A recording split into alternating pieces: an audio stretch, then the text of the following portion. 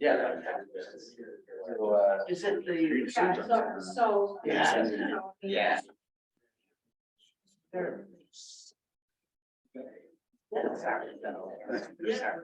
Yeah, I looked at it.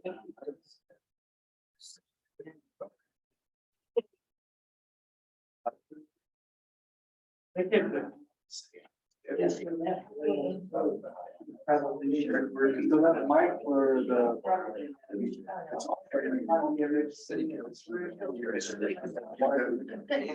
Yeah, if it gets weird feedback. Representatives are right there.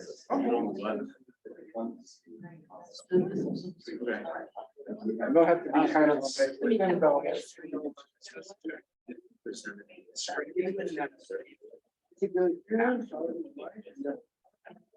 Right. So they'll have to. We don't want you to share on these on your back, so you have to give it down. Okay, cool. Wow.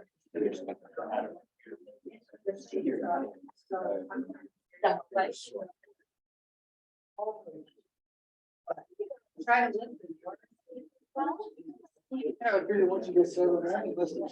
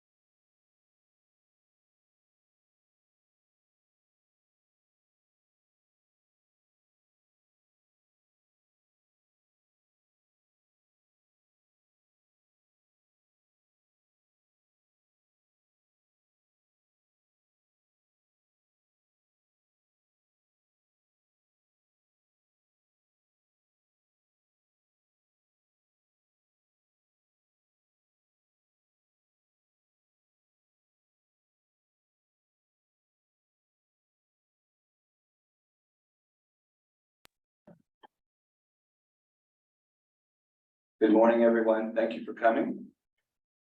This meeting will come to order. Welcome.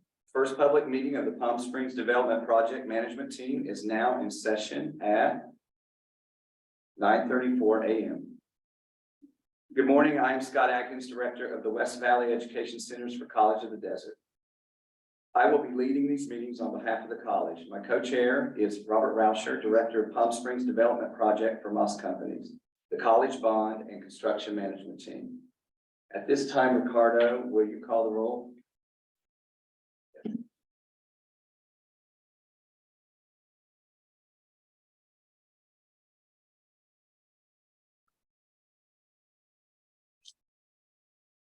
Dr. Atkins, Present. Robert Rauscher, Present. Lynn Back, Here. Rita Lapp, Here. Daniel Daniel Porras.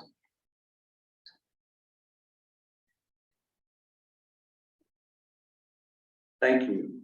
Please stand and join me for the Pledge of Allegiance. I pledge allegiance to the flag of the United States of America and to the republic for which it stands, one nation, under God, indivisible, with liberty and justice for all.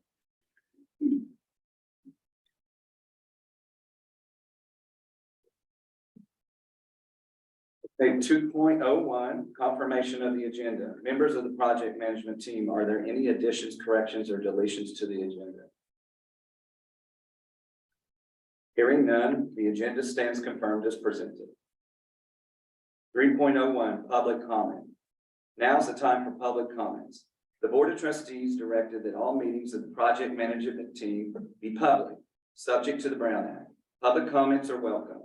In accordance with State Senate Bill 361 and guidance from the California Department of Public Health on gatherings, remote public participation is allowed and will be accepted in person by email to PSDP-PMT@collegeofthedesert.edu during the meeting and submitted for record during public comment or by using the raise your hand function by joining the Zoom link. There is a time limit of 3 minutes per person. All comments must be submitted or brought forward prior to the end of the public comment section. Are there any public comments? If any of you in the audience would like to make a public comment, I invite you to come on. Okay, there being none, are there any online, Ricardo? None in line, so we will move on. Thank you.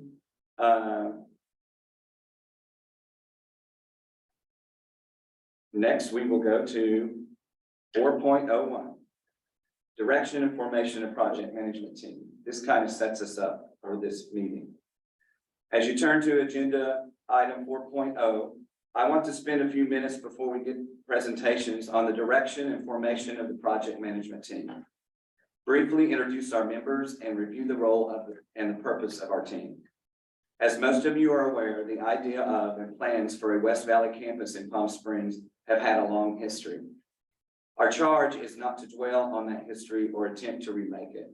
We are here today to focus solely on the Desert Community College District Board of Trustees action and direction taken on February 16, 2023. It is this action that created the project management team and will drive the process and agenda for this and subsequent meetings. So let's begin with the direction and formation. At the February 16, 2023 College Board meeting, trustees reviewed 2 schematic design options.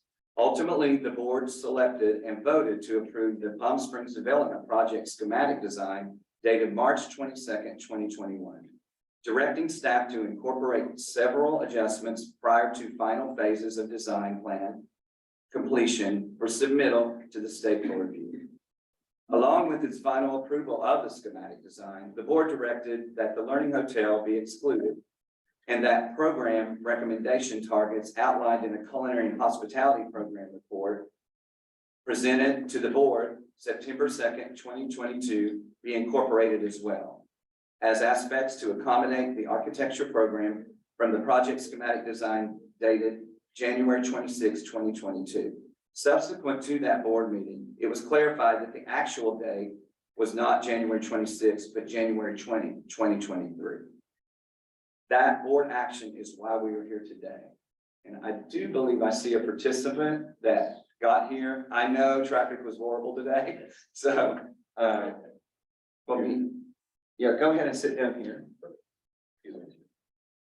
And we right in time for me to introduce you. 4.02 on our agenda, project management team members. As part of the board action on February 16, 2023, the board named me and Robert Rauscher, Moss Company's project manager for the Palm Springs Development Project, to co-chair a series of public meetings to expedite the process of implementing the board action. Robert and I were both part of the design team that led the development of the schematic design selected and approved by the board. The board also directed staff to invite West Valley cities to designate 1 member, each as a liaison to facilitate communications with their respective cities as the schematic design changes are incorporated. Thank you very much to our 3 city designees who have agreed to work with us during this process. Glenn Fagg, City of Palm Springs Deputy City Manager, Rita Lamb, City of Cathedral City Mayor, and Daniel Porras, City of Desert Hot Springs Deputy City Manager. That was the correct pronunciation. Okay. Sometimes my Southern gets in the way of my pronunciation. 4.03, project management team roles. This is very important that we listen to this and understand what we're doing here today. Robert and I will guide the team, coordinating the presentation of information as the 60% schematic design is completed over the next few months. Additionally, subject matter experts, architects, and other professionals will be added as needed. City designees will serve as valuable connections back to their city colleagues and community and provide input and feedback as the process progresses. Because COD trustees have already approved the final schematic design, our work is focused on incorporating those specific changes. Moss Companies is then charged with packaging the final schematic plans with the final design and construction documents for submittal to the California Department of General Services, Division of State Architects, what we usually call the DSA. Moss Companies is also responsible for ensuring final plans are within board-approved project budget allocation as reported quarterly to the Citizens Bond Oversight Committee. The charge of this project management team will conclude with the completion of the final schematic design, incorporating board specifications from all its approval dated on February 16, 2023. While the next agenda items will provide more background and information about the approved schematic design plan, process, and timeline, I wanted to provide this brief introduction to help set the stage. Do any of the members of this panel have any comments or questions at this time? Well, hearing none, let's move to agenda 5.0. We are going to go over the overview for Palm Springs Development Project. I would like to invite Pam Hunter, Moss Companies, to present a brief overall view of the history and vision for the Palm Springs Development Project. Thank you, Pam. Thank you, Scott. Good morning. My name is Pam Hunter. I'm a project specialist with Moss Company, and I've worked with them since August of 2021. Prior to that, I was the executive director of institutional advancement at College of the Desert, and retired in July of 2021 after 20 plus years with the college. So it's my pleasure to give you some of the history that has taken place prior to you all agreeing to help us get to the finish line. For more than a decade, the West Valley Palm Springs campus has been envisioned as a regional workforce innovation center, functioning as the center of collaboration for the entire region and beyond. In addition to traditional learning and teaching, visionary leaders saw this campus as a potential game changer, a hub for innovative new learning opportunities. Thank you.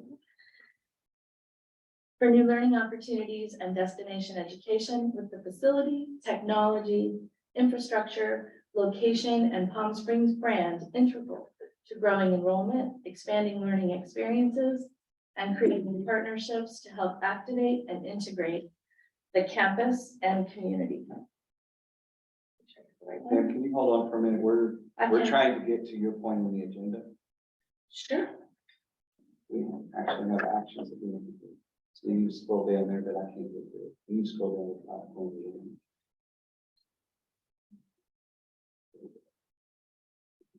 Okay.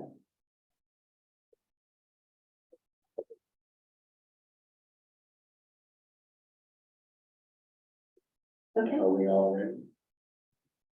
All right. All right. Thank you. Sure. Long before COVID, hybrid classes were assumed on this campus, along with greater flexibility in programs and scheduling. The flexible setting in this design offers lots of spaces for students of all types and ages to learn new skills, advance proficiency, apply what they've learned, and mingle with their peers, faculty, employers, and others. Most of these things are nothing new for College of the Desert. The college has long been a leader in workforce development innovation. The West Valley Campus Master Plan, created by HGA in 2011, stated clearly, the Palm Springs campus is intended to be a living laboratory, providing general and basic skills education, as well as in 4 targeted academic areas: hospitality and tourism, media and the arts, allied health, and sustainable technology. With this vision, the Palm Springs campus will provide more opportunity to work with industry partners and serve as a proving ground, building and testing training programs and approaches that, if proven successful, could be expanded and replicated in other locations and in other delivery modalities. These 4 signature programs have been an important and unifying constant as the various plans and scenarios for a permanent campus in Palm Springs have been developed and considered. The idea then, and the vision driving the current plan, is to build a campus intentionally designed to adapt and evolve to meet changing facility, technology, community, and workforce needs. And in 2014, the college and the city of Palm Springs began the process to bring the vision to reality at the abandoned Palm Springs Mall site. It took 4 years for the acquisition of the property and demolition of the mall so the project could begin.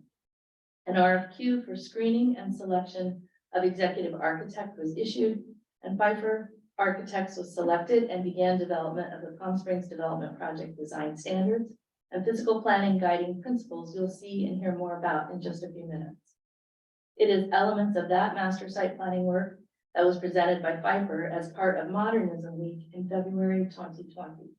At that time, the college also announced plans for development of the Palm Springs School of Architecture, working with potential community partners and Cal Poly Pomona.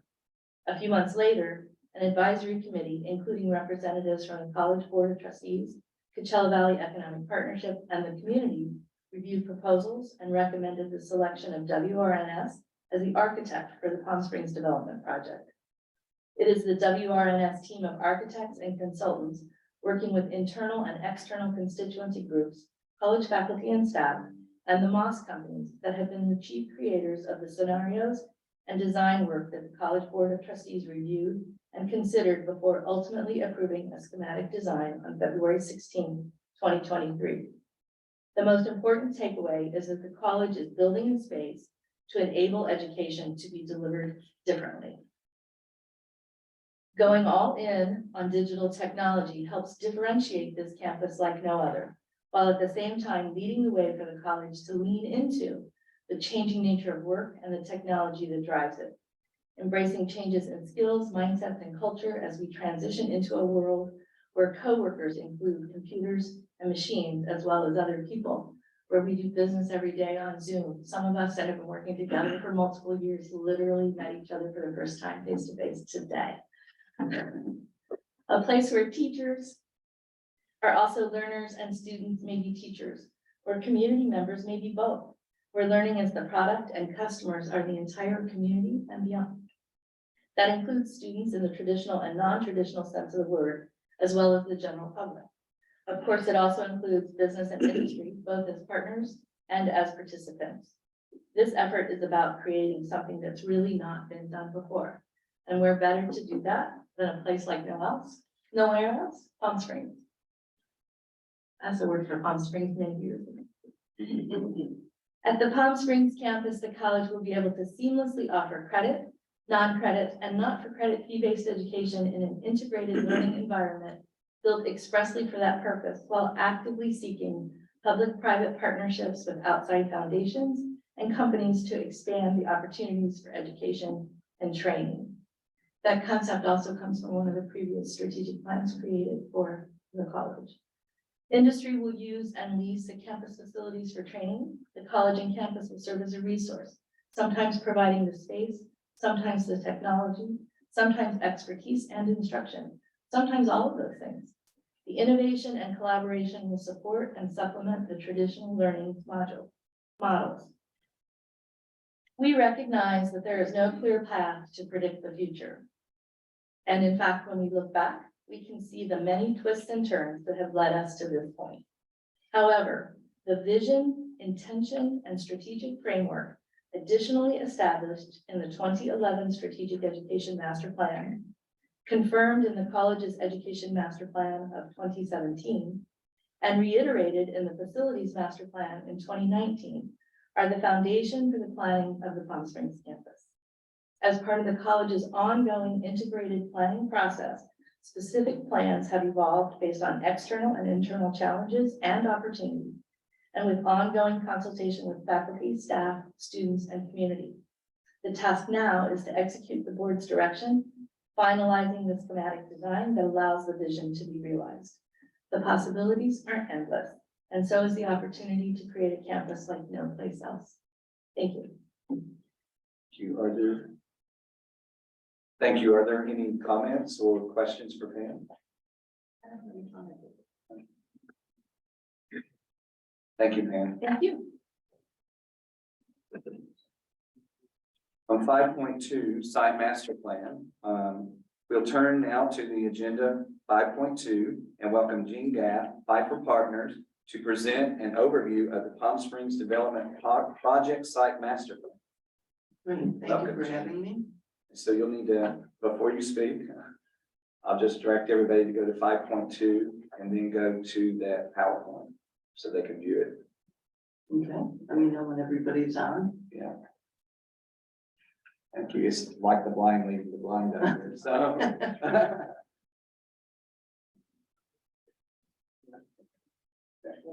Okay, all good. Thank you, Gene. I think we're all ready. On? Okay, great, thank you. Our job, as Pfeiffer, working with another firm, MRY Architects, was really twofold. To take everything that you heard from Pam, from the project development team, and from faculty, and translate all of those educational objectives into two things. One was a statistical space program. The space program defines the types of spaces that are necessary to deliver the educational programs envisioned for the campus. The other component of it was a physical master plan to illustrate how those components of the project could be organized on the site. So it was really two different aspects of the project, and I'll go through both of those. But it all started with the signature programs. How do we take the notion of collaborative living and learning, hospitality, digital media, sustainability, Center of Excellence for Healthcare Education, and define a campus? And it began with defining those types of spaces that would support the vision. And you've probably heard a fair amount about this in the past. The major building for this was what was called at that time the accelerator. And the accelerator housed and will continue to house a number of different programs. It'll house the program for PACE, it'll house a large technology lab, flexible instructional space. And the idea behind the flexible instructional space is we don't know what the future is going to hold for education. So we need to define spaces that can be easily modified in a short period of time. So lots of flexibility, so different groups can come in to use those spaces, different organizations that can change over the semester, can change over the year or for years to come. So that was one of the basic premises of the program and of the master plan. We defined spaces for digital media, everything from a recording suite to film screening rooms, TV studio. And again, with a mindset that this might be an opportunity to bring in outside partners to come in and use these facilities. So it wouldn't necessarily be only students, but to provide an opportunity for local partnerships in all of the spaces that I've mentioned. The Center for Excellence for Healthcare to design simulation labs that would give students an opportunity to learn in both real life environments through simulated modeling. And then the Culinary Institute, and I know there's been a lot of discussion about the Culinary Institute, and this is an opportunity to train students in all aspects of culinary education, foundation kitchens, ideation kitchen, the idea that people could come in, again, potentially from the outside and test different ideas for culinary offerings.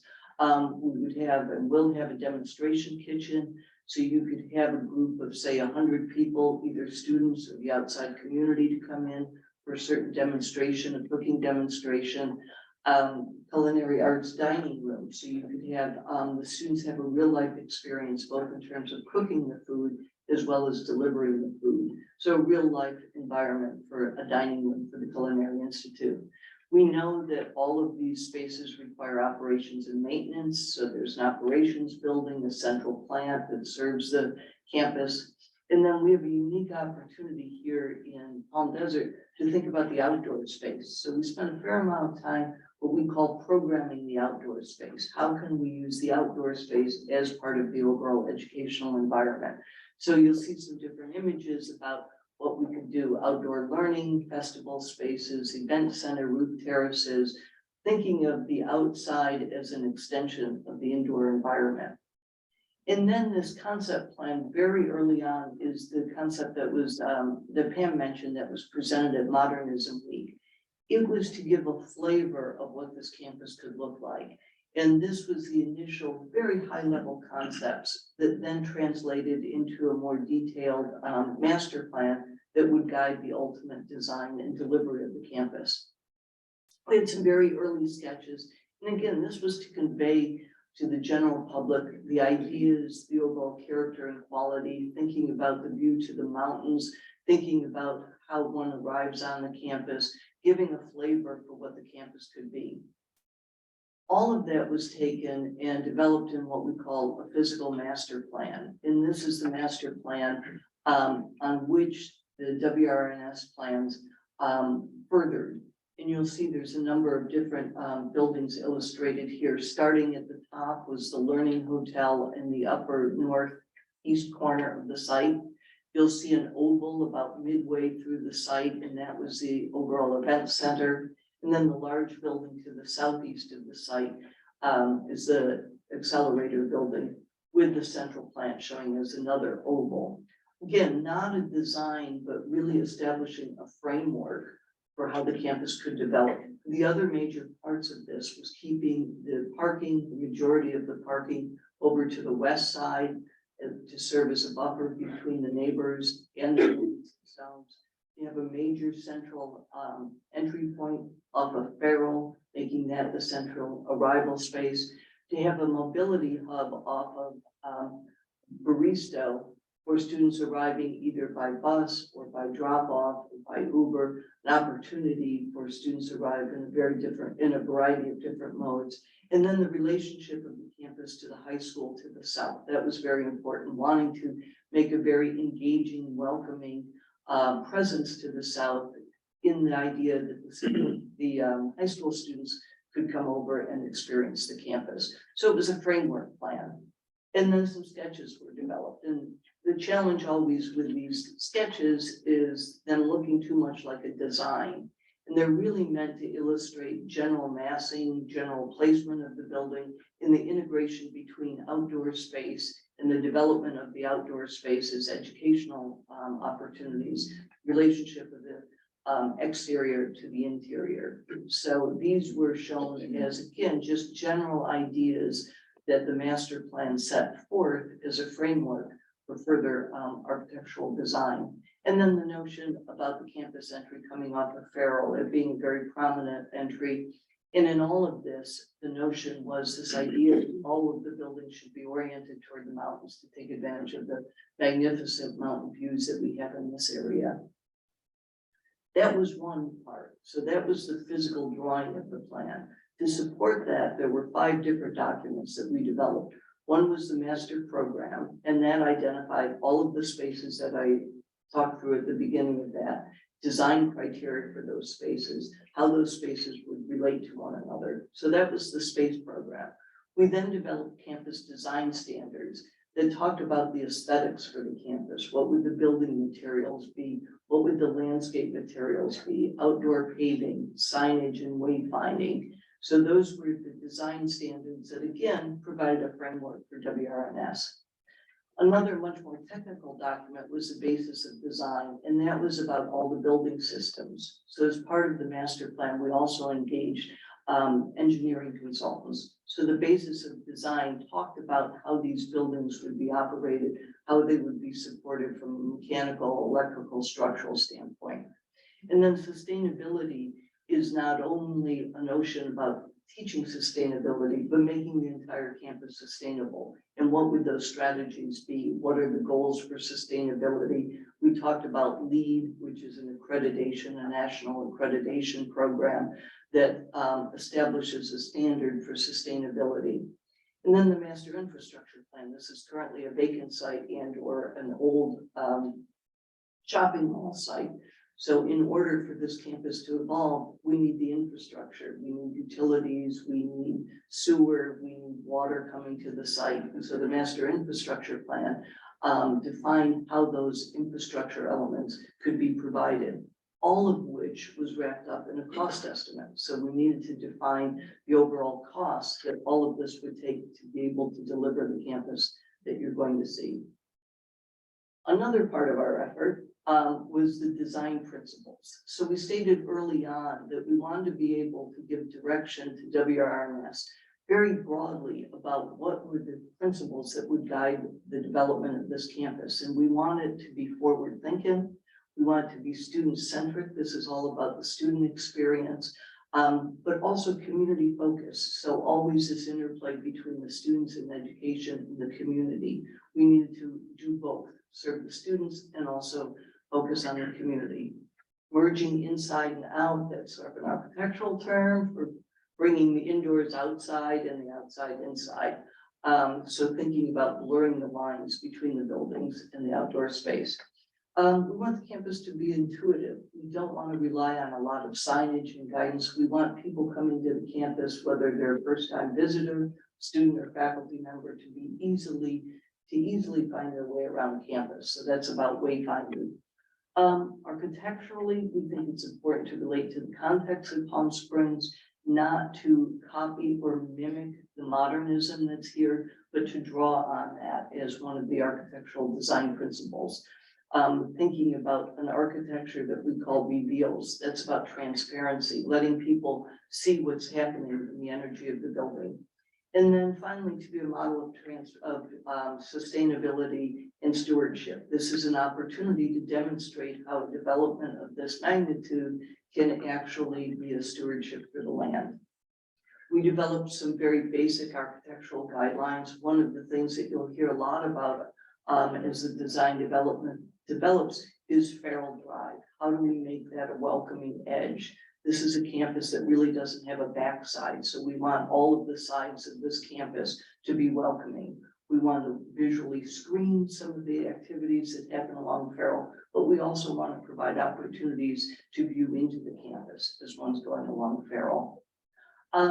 Having views of the mountains, whether or not they're direct views or reflected views, very similar to the convention center downtown, how that architecture reflects the views to the mountains.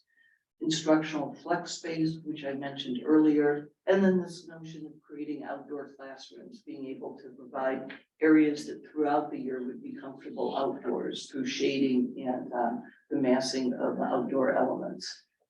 And then we also developed a landscape and signage package that again would establish the basic palette for the landscape of the campus and some general ideas about how signage might be developed. All of that came together in a number of different documents which are available to the public. Master program and campus design standards are the major ones that really reflect the direction of the overall campus and vision. All of that came together with some key principles about a campus that's student-centric, highly flexible, environmentally conscious, mindful of future expansion opportunities. We hope that this campus will be incredibly successful and that expansion will be able to occur in the future. Any questions? I know I went through that relatively quickly. But questions or comments?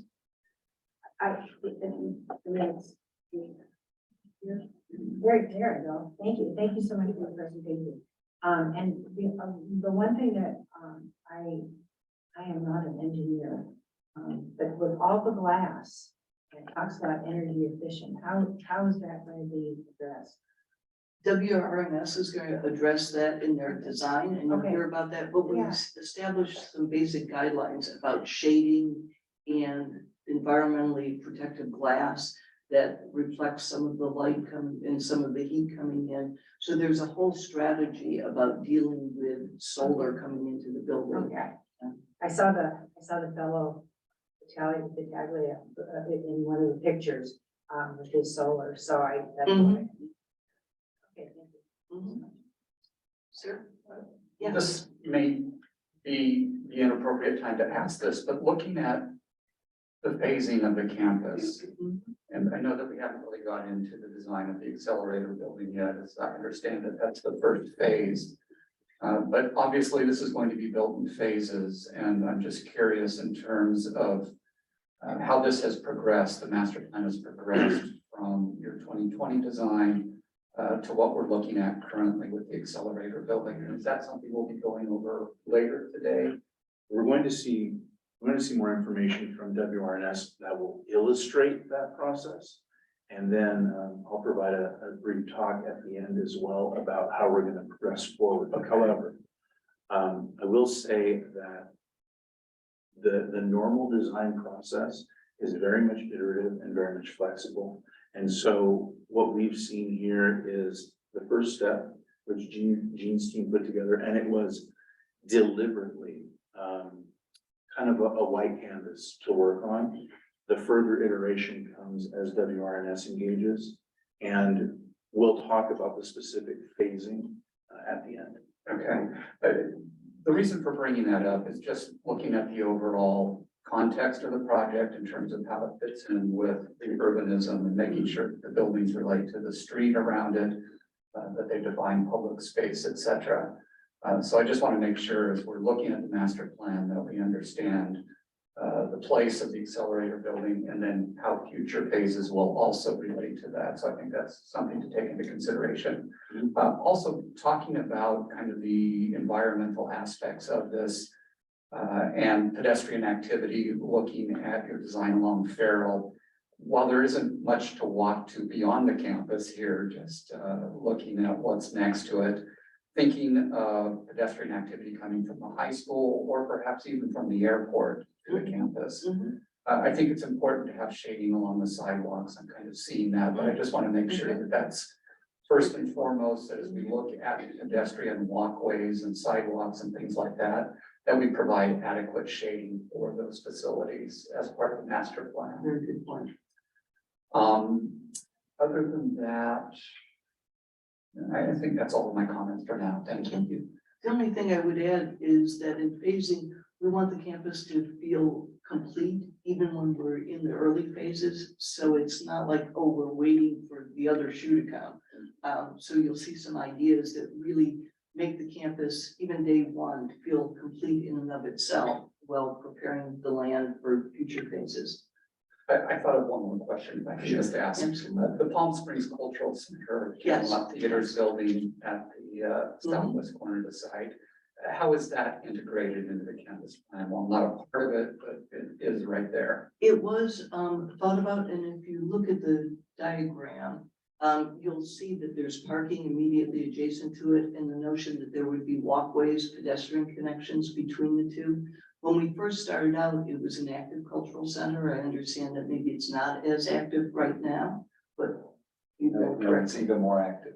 oh, it's even more active. Okay, well, we'll see what happens in a couple of years. They changed lanes and they're doing very well. Okay, good, terrific, because we thought about it as ultimately wanting to feel like it was part of the campus and not just this parcel left over. So thinking about circulation, parking, and pedestrian connections.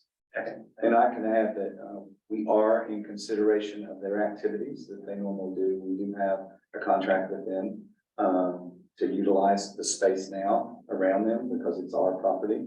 So we have been working with them for years, and so we'll continue to keep that relationship going. We want that relationship to keep correct. Thank you. You know, the other comment I had was that, when we talked about partnerships, that's an example of a partnership that you're working with communities. Buildings that are already there. Okay. Clarify that. The only comments I have is more for the public improvements. I didn't see anything about the street improvements or any connectivity. I'm not sure if those have been contemplated or what's proposed for those. Public transportations are going to be a petrol hub, drop off, pick up Yes. areas where those kind of located at. And then connectivity to the surrounding communities. I'm not sure how that impacts the surrounding communities as well.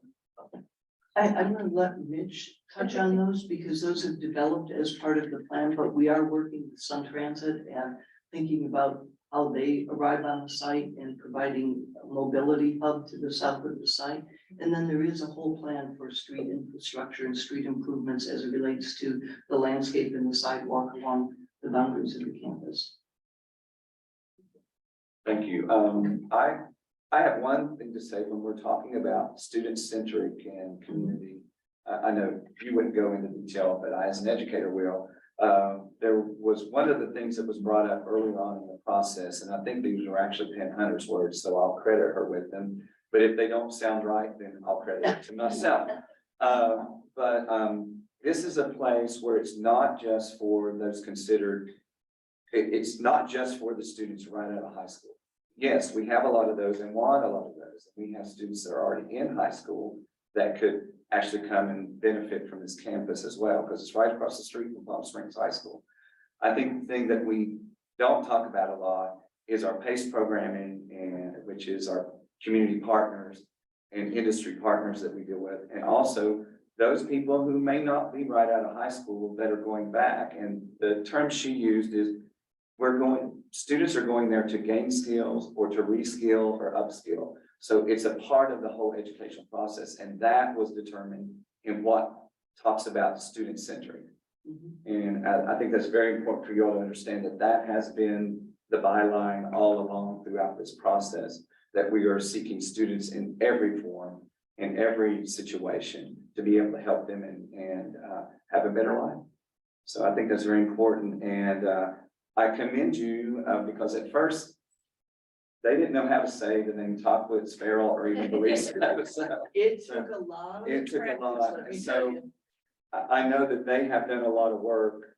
My personal experience has been they've done a lot of work to understand those streets, how they're different in different ways, because people approach it. Each street is a different street and almost like a different culture going into this campus. So they've done a really good job of that, and I thank you for that. Turn it over to Mitch. Okay. We'll go back to the next one. So now we have the schematic design walkthrough. The presentation will be led by Mitch Fine from WNRS Studios. Thank you, Mitch. Thank you. Just want to make sure I've got a laser pointer because I'm gonna be doing some pointing here today. Thank you, Gene. Great job as usual. You need to give us time to regroup on the next slide. You bet. I think I'm talking when.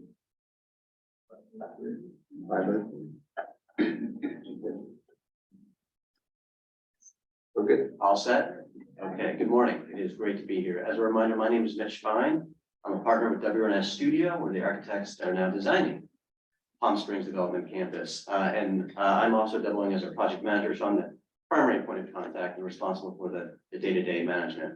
I'm here today to provide an overview of the project where we left off at 60% schematic design in terms of master plan, organization, site plan design, individual building planning. We are now tasked to take the project to 100% schematic design completion, schematic design being the first of the 3 design phases. And I know, Robert, you'll get into that in a segment that follows me.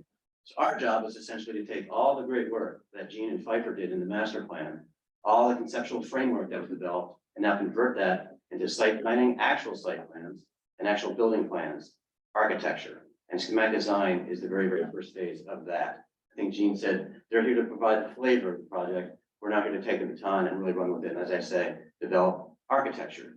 And we took that to 60% schematic design. So I'll review now. The intent of this slide is really to show and clarify the current scope of work.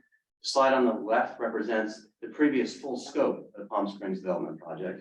The slide on the right talks about the current scope. So the slide on the left, I'm going to get into a little bit more detail about each individual building, but at the north end of the site, that number 1 and number 10 was the Learning Hotel. The slide on the right is our current scope of work, phase 1. Basically, we're doing everything except for the Learning Hotel and the guest house.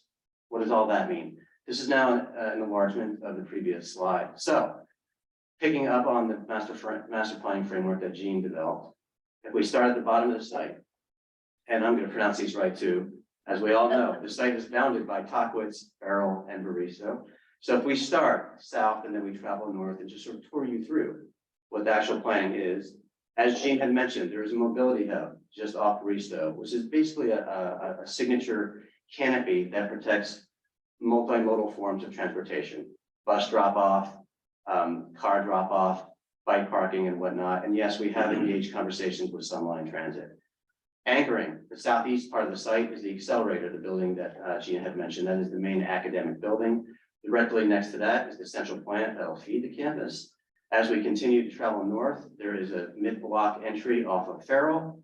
As you hop over that entry road, the Culinary Institute would sit. Directly to its west would be the event center and associated amphitheater. as we continue to travel north, there was the hotel and the associated casitas, which is now part of future development, not part of this phase one.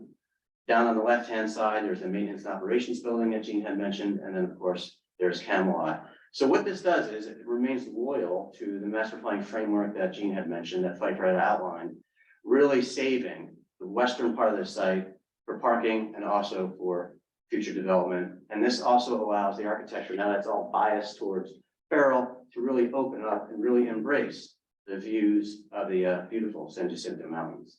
So what I'm gonna do now is just go inside the buildings. Well, actually, first, this is just, if you imagine taking the roofs off the buildings, this is what the first floor plan of all those buildings would look like. And I know that this is sort of hard to read, so we're not gonna enlarge each one of these pieces and sort of tour you through them. And again, this is where we were at 60% schematic design. We're now taking this to 100%. So this is a blow up of the accelerator building. We are envisioning this building as a two-story building. Once again, I'm going to walk you through south to north. There are two main entries that we envision for the project. One of the main entries would be to the south, off Bristow, to gather all the pedestrians that would come from the mobility hub, that would come from drop off and then enter the building from the south. We're also envisioning a mid-block building entry that would gather all the pedestrians coming from the parking lots that are to the west. In the middle, that conjoins those is a big, wide, generous concourse or promenade. And in the middle there would be a welcome desk that would be very easily visible from both of those building entries. As we go into the building, to the right would be the digital media suite. There'd be a couple film screening rooms, the radio station, the TV studio, a whole audio suite. To the left would be the PACE department and an administrative suite. As we continue to travel north through this, again, this wide promenade, there would be the technology lab. This is really a technology enhanced space, a lot of Macs, PCs, printers, capable of supporting a lot of flexible different learning modalities in terms of instruction and tutoring. To the right would be a grab and go cafe, along with a vertical core, a very wide, generous stadium stair that would lift you upstairs to level 2. Next to the technology lab is the maker space. This is more of a, I'd say, a more robust space, more utility enhanced. It would have 3D printers, CNC machines, tools, paint booth, to support all varieties of making. As we now travel north through the accelerator, there's a series of what we'll just call flexible classroom pods. Yes, question. Sure. Just for clarification, so when it says the radio, is that gonna be the new house of the KCOD radio broadcast? Is that, or? Yes. Okay, that's what I was. Thank you, I just wanted. Sure. Yeah, and please interrupt me if you Yeah. need to go if you want. Very good. Thank you. The northern part of the building is really reserved for these flexible shells, and Gene had talked about the building wants to support a variety of unknown futures. So this notion of hyper flexibility would be extremely important in this building. So what we're doing is we're ganging together different size flexible classrooms that will be subdivided by movable walls that can be broken down into any number of size spaces, and then associate storage, because when one wants to make a flexible building, one must need a lot of storage to support that for different types of furniture moving in and out. And so then the building then culminates in 2 flat floor studios with another vertical core that would raise you upstairs, as well as another series of flexible classrooms. If we go upstairs, and again, I talked about there will be this generous stadium stair that will bring you upstairs. Most of the upstairs is occupied by the Center for Excellence in Healthcare and all the simulation labs that Gene had mentioned. There are a couple more flexible shelves upstairs as well. We have a lot of double height spaces, and the idea that you'd be able to see down into these spaces could be very beautiful and really activate the interior's experience, really creating a connected experience, strong sense of academic place. And then the hope here is maybe we'll have some opportunities for outdoor learning, potentially having some terraces that could bring people outside and again, really enjoy and capitalize on the beautiful views to the San Jacinto Mountains. So that is the accelerator. This is just a kind of a blow up of the concept of this notion of these hyper flexible instructional shells. As I talked about, we want the building to be extremely flexible, supporting a variety of learning modalities in the future. So the idea on the left is that's a gang of 4 classrooms that are together, and those red lines represent movable walls. So one could have 4 concurrent classes taking place or any types of activities taking place that require a more modest amount of space. If you remove one of those walls, then you could have two activities requiring more square footage taking place concurrently. And then if you retract all of those walls, you could have one large space that would support, when the walls are in their fully retractable mode, I think it's about 200 people. So there's any number of things that you can do in there. And that, again, we're not prescribing what that future is. We're providing the base work to support all these different modalities. Okay, traveling north to the Culinary Institute, we are envisioning this as a one-story building. One of the central themes of the campus is learning on display. We want people to see what's going on inside these buildings. Rising up through the campus is a main north-south pedestrian promenade. And so we're imagining the two main kitchens, the advanced kitchen and the workforce kitchen, very highly visible from that promenade. Anchoring the southwest corner of that building would be the demonstration theater. Jean had mentioned that as Associated Foundation's kitchen. So that would be very highly visible, very highly identifiable for cars and pedestrians coming in off that main access road. But also as that demo theater anchors that corner, imagine that with lots of glass. You can see inside, very visible from pedestrians, walking up and down the north-south promenade. There are back-of-house spaces where imagining living would come in off Farrell. There are two classrooms that are specifically dedicated to the Culinary Institute. We also know that outdoor cooking is going to be important, so creating space for that, as well as space for a food truck. And then finally, on the north side of the building would be a dining room that would illustrate all different types of real-world scenarios. Right now, it has an occupancy of 60, and the ability for that to spill outside, so there could be outdoor dining that again would enjoy the views of the San Jacinto Mountains. The event center, we are envisioning this because of the grades of the site as a two-story building. Right now, we're looking at level 1. So at the bottom is a whole series of event rooms that are gang together and served by a pre-function foyer.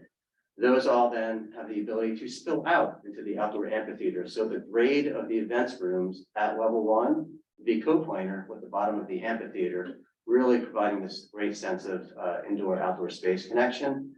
It's got its associated sports spaces. It would have its own dedicated restrooms and a vertical circulation of elevator and a stair that would bring you upstairs, and its associated kitchen. As we go upstairs, we are now coplanar with the Culinary Institute, so the upstairs would have its own dedicated lobby, its own, again, elevator, and then some more breakout rooms that could help activate that north-south pedestrian promenade through the campus.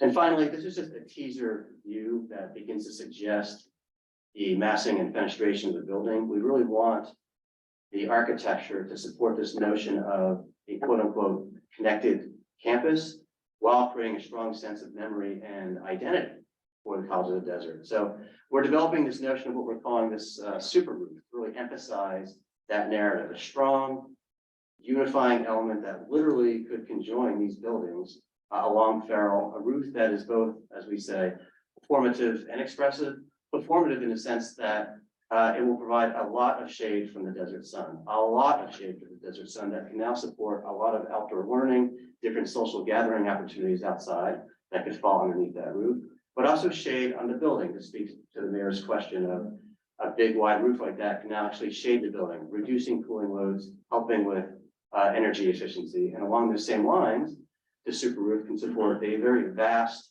array of photovoltaic panels that can help support the college's on-site energy generation goals. And right now we're targeting 50% of the energy being generated for this campus would be supported by a photovoltaic array. And then we want the roof to be expressive, a really robust gesture towards the San Jacinto Mountains, really evoking the arc of innovation that was part of Pfeiffer's wonderful master plan, creating a sense of identity for the College of the Desert Palm Spring campus, something iconographic, also fostering a strong sense of campus place that can support activity across the entire site from south to north. And that's it. So again, that represents where we left off at 60% schematic design, and we're now tasked, and Robert will get into more detail about this. How do we now get from this stage to 100% schematic design?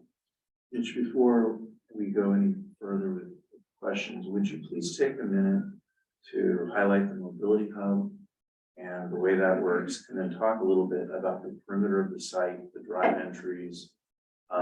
Just for a little bit more site level orientation for everyone.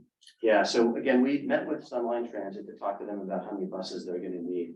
So the mobility hub, as I mentioned earlier, is essentially a big canopy. And we would imagine there would be car share parking, there'd be spots for bike parking all along that edge. We do agree that all the edges of this campus are a little bit different. You know, Gene had mentioned spotting the accelerator in that corner to essentially be creating an academic precinct with the high school. Farrell is a bit more of a transient edge, and we would imagine that's where all the loading would come off Farrell. We are meeting with the city to talk about how does this campus want to touch these different streets? So understanding the nature of the street trees, understanding utility connections, what the sidewalks are going to be. We know that we want street trees for a lot of shade. All those are conversations that are actively taking place. In terms of entry into the site, we just stick around the edge. Again, there would be a mid-block entry, vehicular entry off Farrell, as well as another vehicular entry off of Baristo that would pull you into the parking lots. And then all the parking lots would then be biased to the western part of the site. Right now, we're reserving the northern part of the site for phase 2. So there are still discussions about whether or not we're going to have any vehicular access off of Cockwitz. So anyway, simply put, we are actively engaging with members of the city's engineering department to understand the requirements for these street edges, as I say, in terms of landscape planting and flat work design. I don't know if that answered your question. Yeah, thank you. I also wanted to add another comment in response to your question earlier, Glenn, about the phasing. So maybe go to slide 3. In this scheme, what we wanted to illustrate using this image on the screen is simply that the Learning Hotel is not part of the current phase of work. We're very keenly aware that the intersection of Cockwitz and Farrell is a critical intersection. And for many people, both residents and folks coming in from out of town, that'll be their first experience at College of the Desert and can really make a great gateway for the city. So we are studying that internally to understand how we can address that corner, even with this phased approach. So hopefully more on that in the future. And just kind of a question on the hospitality component. I understand hotel's not part of this phase. Will there be any hospitality programs offered even though the hotel is not being developed as part of this, or is it just culinary? You know, the hospitality program will move to this campus. They're going to have mock hotel rooms, and they're going to actually have their classroom. We're working on now to have their classroom as a part of the foyer that leads into those mocks. So they'll have their own little setup, so that when hopefully eventually we do develop the learning hotel, that they will be able to move to that. But it will be on this campus, and also part of the opportunity, we go back again, like about what Pam stated about upskill. So we'll have the convention center or event center to be able to help that as well. They'll have experiences there as well. So the only thing they won't have is that hotel, the learning hotel experience, but all the other experiences are still covered in this phase. And I had a question about that, you mentioned the event center. So the event center is, it's basically the training campus for these students to learn how to put on events. It's not going to be an event center, or is it? No. Yeah, it will. No, it will be an event It's center. going to be, okay, so Yes. they're, Yeah, we will utilize it for, okay, outside okay, entities, but also we'll develop things within the campus that we will do as a college. yeah, like the Pollock Theater here, the Yeah, productions that go on and. we will be doing things Okay. in coordination with the industry partners. Okay. And I think that's a big part of this vision is Right. it's our campus, but it's your campus where we're going to make sure that everybody gets to utilize it. But of course, our students will benefit from seeing that real world experience on there. And they'll be able to have that without having to, sometimes in hospitality, we have to disrupt the industry for them to learn. And so this is helpful that it's not so disruptive to all they're doing, and they can learn on our campus. So, Thank you for that clarification. And did I answer your question about shading? I just want to make sure I address that. So this roof is one device to do that. As we get further along schematic design, we'll be studying all manners of such change for the building. And glass technology has also come a long way too. So anyway, reducing cooling loads and being mindful of energy efficiency is something that's going to be extremely important as we continue to do the design. Sure. May I ask a couple of questions about the Farrell side of the campus and buildings? First of all, looking at pedestrian connections from Farrell, it seems like the buildings kind of turn their back to Farrell. What's going to be the pedestrian experience from Farrell? Yeah, that's getting into the campus, getting into the buildings. It's something that is still in development. We know that these buildings cannot turn their back to Farrell. As Gina had mentioned, there's no backside to this building. So along with that comes a responsibility to make sure that the building addresses the community. I would imagine, again, this is still in development, that there's gonna be more of a landscape focus along that edge. There could be berming, but it will be friendly. We're also looking at ways to have sight lines into the building off of Farrell, so you can catch glimpses again of what's going on inside the building. Have some just porosity along that edge, so it's not just a strict wall that faces Farrell. This is what schematic design is for, and these are the things that we're developing. So we intentionally didn't do a deep dive into design today. Today was more about a tour through history and how we got here and what the next steps are, but making sure that every facade of this building is friendly to the community, something that's gonna be very important to us. Follow-up question to that is, we do have two loading zones. Yes. For both the accelerator and the culinary building that come off of Farrell. What was basically, why are they oriented that way instead of internally, perhaps? And my concern is just looking at the residential community on the east side of the street there, and truck traffic and things like that, that may be concerns for those residents. What was? Well, so a couple of things. First of all, we actually have a traffic consultant on board that will be studying all these things. But we felt that Farrell, of all the edges of the sites that could handle loading, Farrell would be that edge. We're gonna care about what those loading curb cuts look like, okay? Because we know that you just don't want to look into loading docks. So how those are screened, and as we know, screenings and privacy walls are very important in Palm Springs. We're gonna use those types of devices, things like landscaping and whatnot. But right now, as in terms of efficiency, getting trucks directly to digital media, because they've got a lot of loading needs in culinary as well, just made perfect sense for loading to come off Farrell as opposed to coming in through the campus and really keeping the truck traffic separate from the pedestrian vehicular traffic. I don't know if that's answering your question. Yes. Yeah. I'd like to add one comment as well, that in this scheme, it appears that parking is a very long distance from the buildings. And the mobility hub somewhat mitigates that for folks who are gonna be dropped off or come by bus. But if you drive your own car, it looks like you're gonna be quite far away. Can you say a word about the intent of that, or is that gonna change perhaps? We're hoping that does change, because we agree with you that when someone parks for a car, we know in the summer it gets very hot out here, as you all know. And so we are exploring other master plan organizations about parking to see if we can actually push parking right up, well, closer to the building. This is a really, really big site. And so we think we've got a lot of landscape to play with to, yes, capitalize on some opportunities, Robert, to get parking closer to the building while still maintaining a very generous landscape buffer to the building, because we imagine this whole west side of this campus is going to be very active. Again, we want to blur the lines between inside and outside. We want to support a variety of outdoor learning opportunities. And we want to make sure that there's enough of a buffer between those activities and cars that are parking. And we think that we've got plenty of site to do that. So we do want to be mindful of people walking from their cars in the heat to get to the building, and then make sure that their walk is not too long. This is Danny again. I'm actually a civil engineer by trade, so I'm actually enjoying this very, very much. I do thank you guys for inviting City Desert Hot Springs here. I just have one quick comment on it, on the indoor-outdoor space that you guys are taking advantage of using outdoor space. That's a great idea, great design. I think that's something that we need to take account into. And that use in the flex space, I think is a great opportunity for you to enjoy some outdoor space and be able to do some expansions. Again, I enjoyed all the schematics, so thank you very much for these specific handy schematics as well. I'm gonna take a little deep dive into them, and then I'll be able to give you guys any comments, but initially it looks good. Sure, thank you. Yeah, I just want to say that our idea was not to reconceptualize this, it was really take, again, all the great work that Gene and Pfeiffer did and just now develop it. And so we think that it's a very good framework, and we're extremely excited to see it move forward.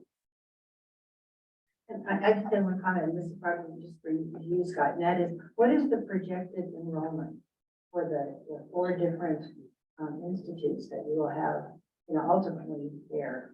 So, and it may be in some of this, and I just get it. Well, I mean, that's a really good question. It's difficult to answer because we're just not looking at specific enrollments in those areas. We're looking at partnerships, industry, all of that together. So PACE is a big part of this. I know you see it on I know you see it on there in one spot, but that's just the PACE lab. PACE will be going on in and out of all this. We'll bring in computing. So for instance, the simulation labs will not just be used by, the traditional students. We will be able to reach out to the hospitals and provide that lab space for the hospitals. And we have a lot of programs now. For instance, we have a program now where we're taking LPNs and making them RNs. We're in coordination with Eisenhower to help them do that because they don't have the space. So that's a good question. And but I think ultimately, we have to have 1,000 FTS, which is full-time student equivalent, to become a center and to get that money from the state every year. So that is our goal in that process. But don't think of just these traditional ones because we will have general education throughout. We will have non-credit, which is considered FTS for us.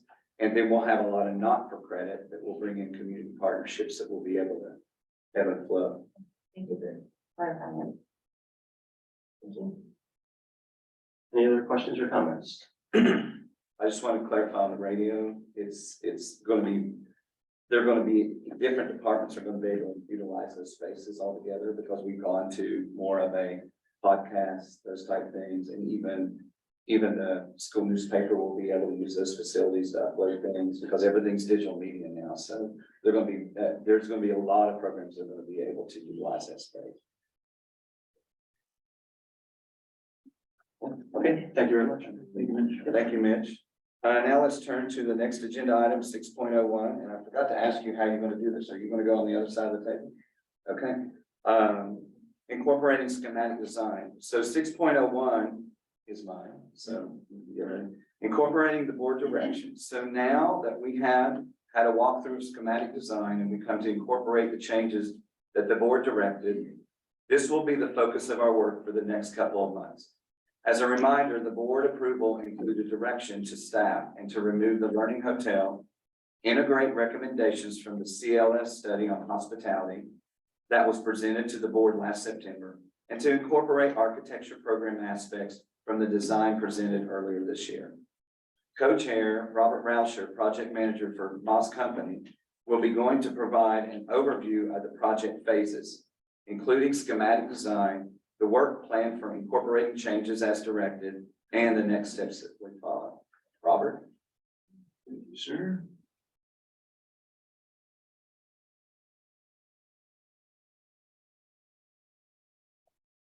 Getting that deck up. There we go. So we're going to do a little bit of a mini class ourselves right here, and then we'll talk about the specifics for this project. Fundamentally, as I think none of you will be surprised to hear, it's not working.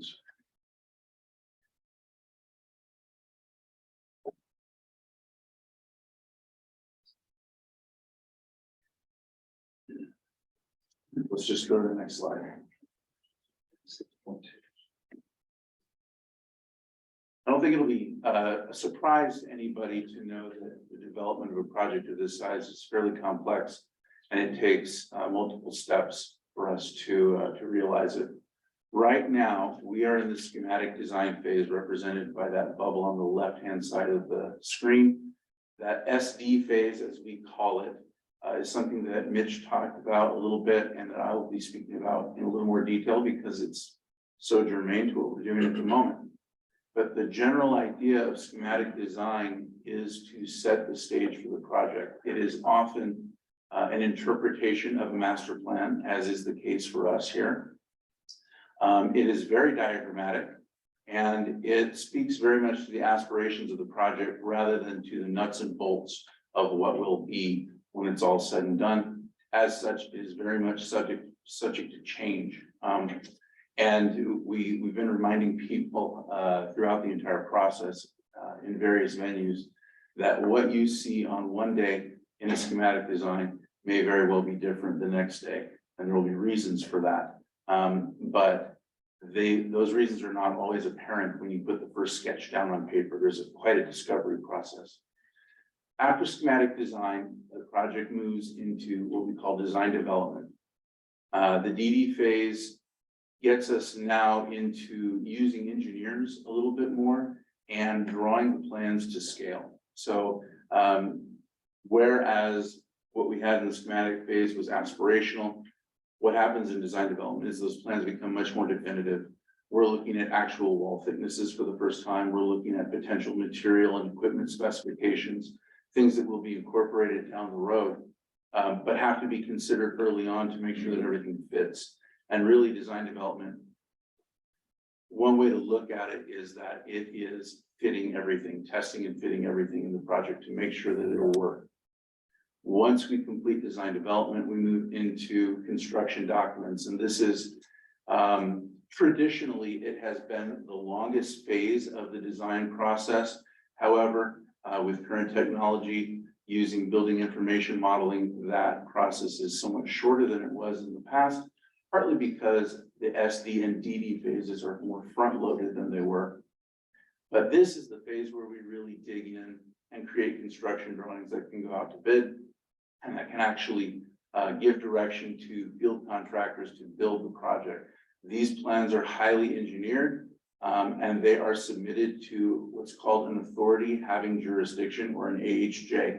In our case, the AHJ will be the division of the state architect that Dr. Atkins mentioned earlier. DSA is the sole reviewing body for K through 14 institutions. However, that said, this is an entire city block in the city of Palm Springs. So we are working with the city of Palm Springs, particularly their engineering department, to make sure that we fit in and become a good neighbor when this project is built out. Once the construction documents are complete, the project will go out to bid, and that will be a public bid. It will be advertised publicly, and it will be open to all qualified contractors. And that project then will be approved. The contracts for construction will be approved by the college's board of trustees. And the college will essentially authorize my firm, Moss Companies, to move into construction administration. We will actually begin construction with shovels in the ground, and you will see a lot of activity happening at that site. Once construction administration, or construction if you prefer, is complete, obviously, we will occupy the building. Now, the thing you don't see in this particular slide is the DSA element. The action that the board took on February 16th of this year specifically dictated that the project move from schematic design to DSA. And what that means is when schematic design is complete, we will begin having our initial meetings with DSA, showing them the project, letting them see the plans in their early form, and getting direction and commentary from them on how it will be delivered to them. They have a great deal of say in the way the actual construction documents package is put together, so that they can understand it and review it properly and make sure that they've properly addressed their 3 areas of concern: fire and life safety, accessibility, and of course the building structure. So DSA coordination happens really through design development and construction documents. And then at the end of that construction documents phase, that 3rd phase that you see on the screen, DSA will receive the plans for a full submittal, and that's a process that can take anywhere from 6 to 8 months. Let's say that it can be widely variant, but it's a lengthy review process, and we interact with them frequently during that period.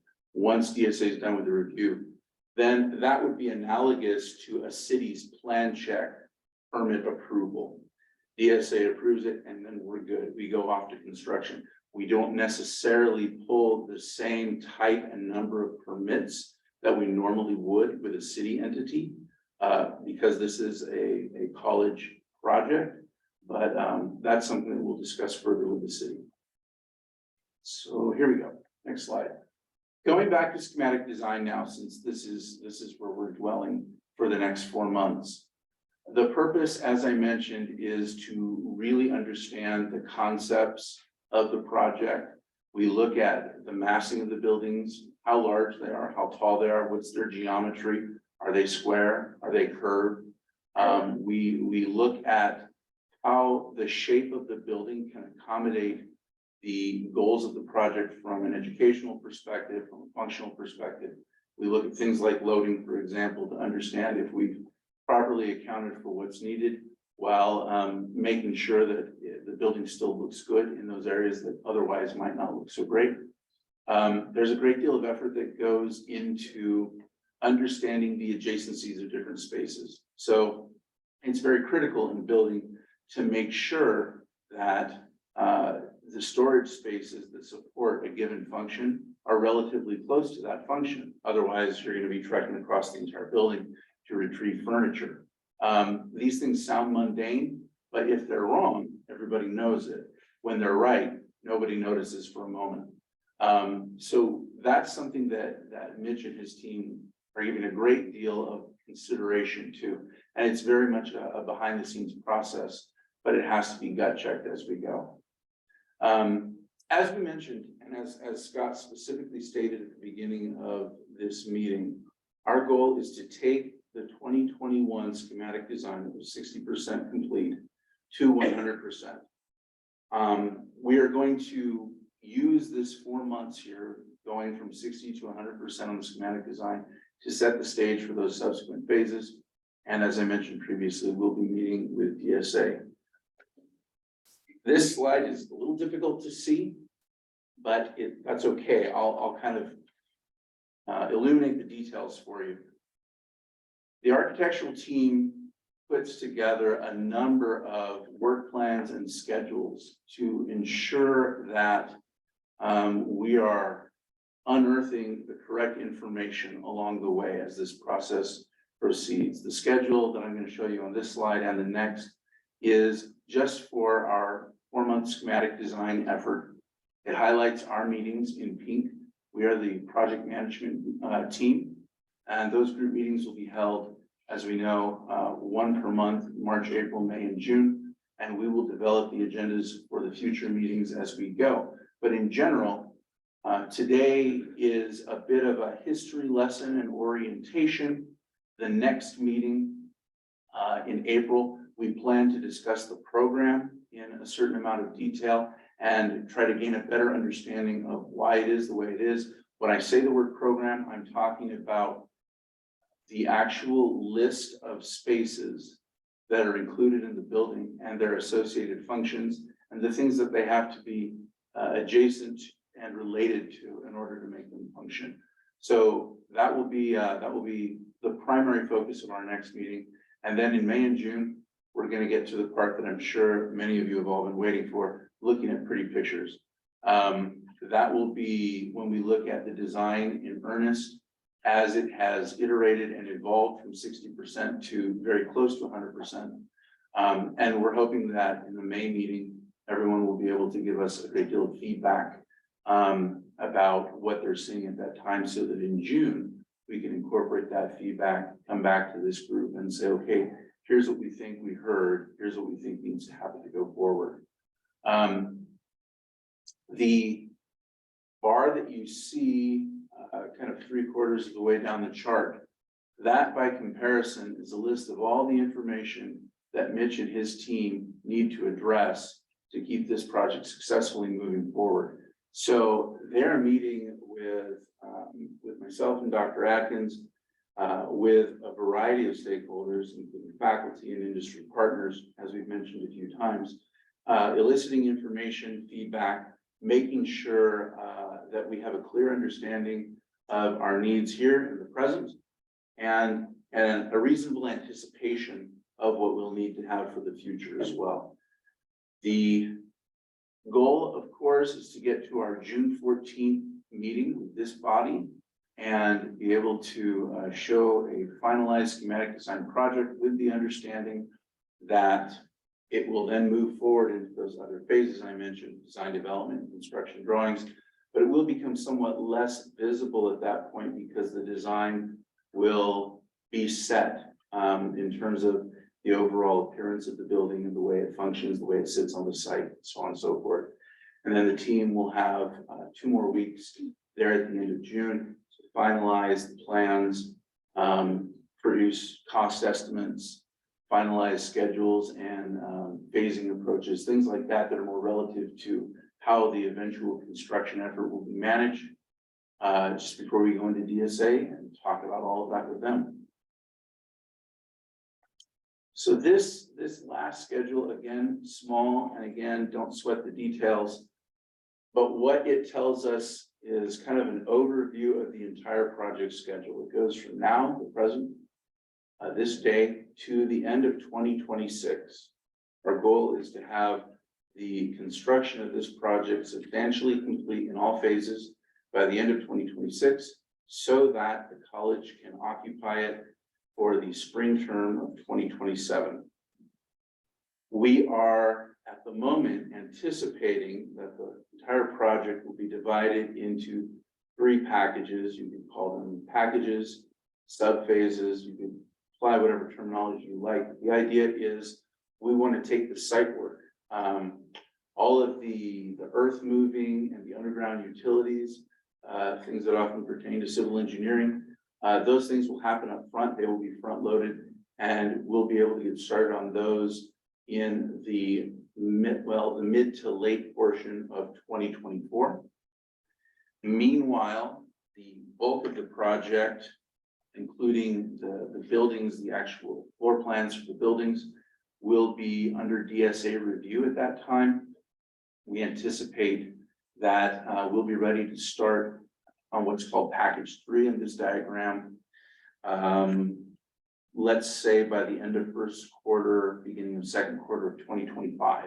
So you'll see a lot of effort going on site in terms of earth moving, large vehicles, tractors, things like that. And that will happen for a while before we get into actually having a construction that visibly rises out of the ground with structural steel and things like that.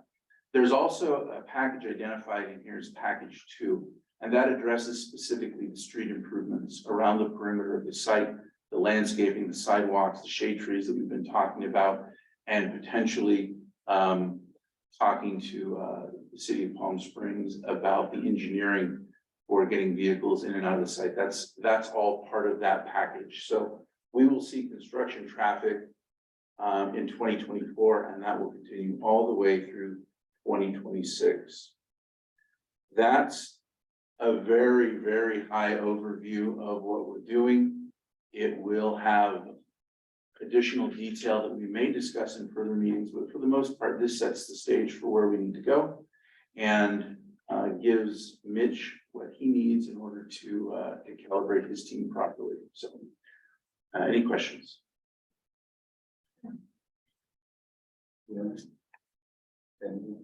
We ended with the super exciting stuff. You left us speechless, probably. Right.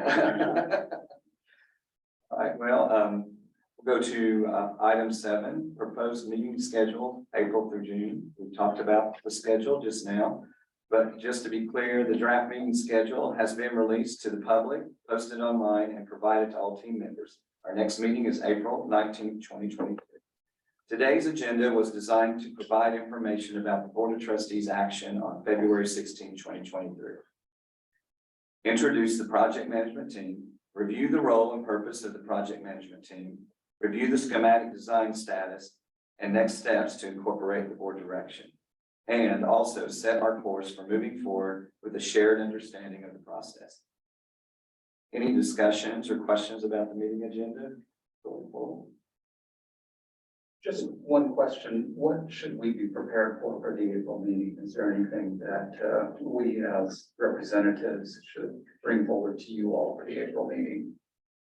Okay, well, one thing you can do, which is further on the agenda, is give us today any request, or if you need to give us a request, you know, you're thinking of something later on in the week, maybe really got a chance to study these materials and then just email and let us know. As far as our portion, we'll be working very diligently to give you the materials ahead of time so you can review them and get them and review them so you'll be prepared for the meeting. And then we'll reach out to you if we need anything else.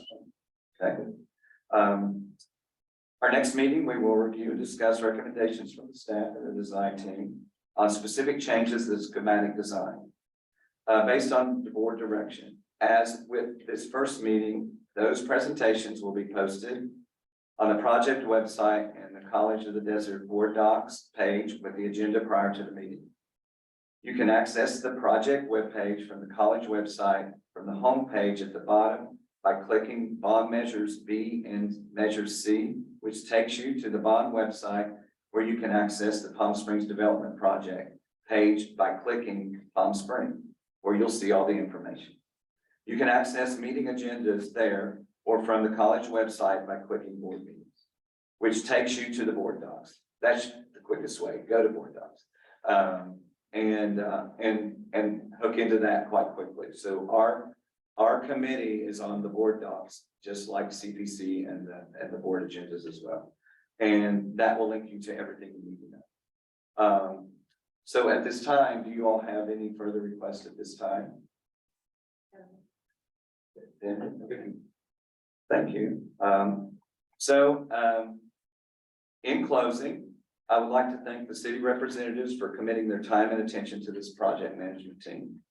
I also want to thank Dr. Garcia's office and especially Armando and Irene. I was making sure you were here still. I didn't see Irene for all their help on this process. I appreciate those that presented today and the College of the Desert employees that have been supporting us for today's meeting. Lastly, I would like to thank everybody on our community that either came here today or meeting us online and are interested in partnership with us. The design team will be busy over the next month preparing for the next meeting. We look forward to seeing you all then. Thank you for coming. Meeting is adjourned.